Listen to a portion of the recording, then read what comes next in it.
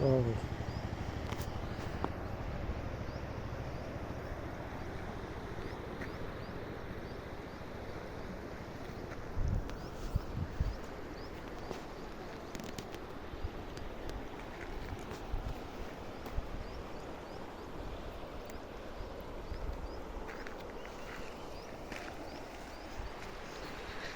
ಈ ಕಡೆ ಒಣ ಗುಡ್ಡ, ಇಲ್ಲಿ ನೀರು ನೋಡ್ರಿ ಹರಿತಾ ಇದೆ ನದಿ.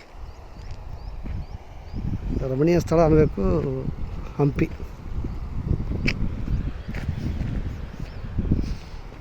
ಇದಕ್ಕೆ ಹಂಪಿ ಮತ್ತು ವಿಜಯನಗರ ಸಾಮ್ರಾಜ್ಯಕ್ಕೆ ಒಂದು ದೈವದತ್ತವಾದ ಕೊಡುಗೆ ಇದೆ.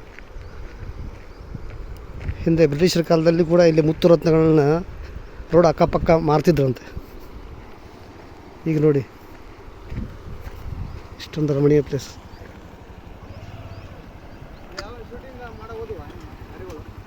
ಈ ಒಂದೆರಡು ಗಾಡಿ ಹೋದು ಅಷ್ಟೇ, ಶೂಟಿಂಗ್ ಗಾಡಿ ಯಾವ ಇದ್ದಿದ್ದಿಲ್ಲ ಅದರಲ್ಲಿ. ಜೀಪ್, ಇನೋವಾ, ಒಂದು ಬುಲೆರೋ ಹೋಯ್ತು.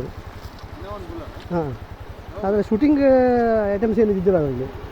ಈಗ ಒಂದು 5 ನಿಮಿಷದಿಂದ ಸ್ಟ್ರೇಟ್ ಹೋಗಿತ್ತು. ಇಲ್ಲಿ ಬಂದಾರಂತ ಏನು ಗೊತ್ತಿಲ್ಲ.